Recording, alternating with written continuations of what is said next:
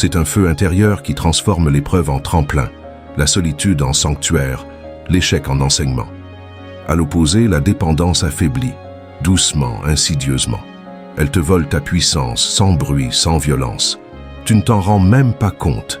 Elle t'endort dans l'attente, t'empoisonne avec le confort et te convainc que sans les autres, tu n'es rien. Et plus tu l'écoutes, plus tu t'éloignes de ton pouvoir. Mais regarde autour de toi. Les gens que tu respectes le plus, ceux que tu admires, ce sont rarement ceux qui ont tout reçu. Ce sont ceux qui ont dû construire seuls, dans l'ombre, parfois dans la douleur.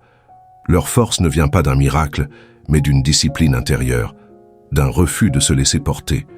Ce n'est pas l'aide extérieure qui bâtit le caractère, c'est l'obligation d'agir sans cette aide. C'est le moment où tu sais que personne ne viendra. Le moment où tu regardes ton reflet dans le miroir et que tu te dis « c'est moi ou rien ». Et à partir de là, tout change. Le poids de la dépendance. Dépendre, c'est céder son pouvoir en échange d'un semblant de sécurité. C'est croire que quelqu'un d'autre sait mieux que toi, que quelqu'un d'autre va te sauver, t'aimer, te guider.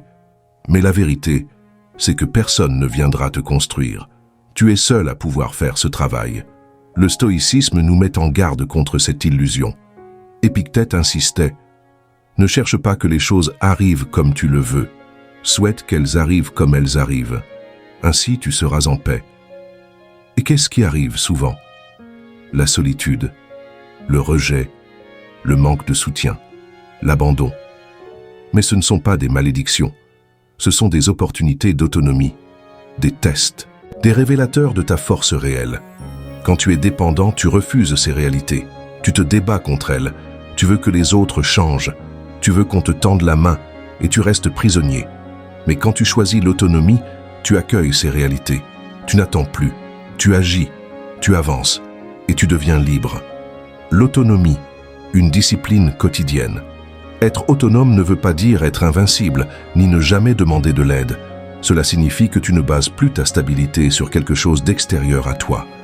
Que ton équilibre ne dépend pas de l'approbation, de l'argent d'un autre, de la présence de quelqu'un. C'est une discipline, une pratique, comme l'entraînement d'un soldat. Tu t'apprends à faire sans, tu t'apprends à résoudre, à construire, à choisir. Ce matin, par exemple, tu t'es levé sans motivation, mais tu t'es levé quand même. Tu as fait ce que tu devais faire, pas parce que tu te sentais bien, mais parce que tu t'es engagé. C'est ça, l'autonomie. Tu as choisi de ne plus laisser tes émotions diriger ta vie. Tu as choisi la responsabilité.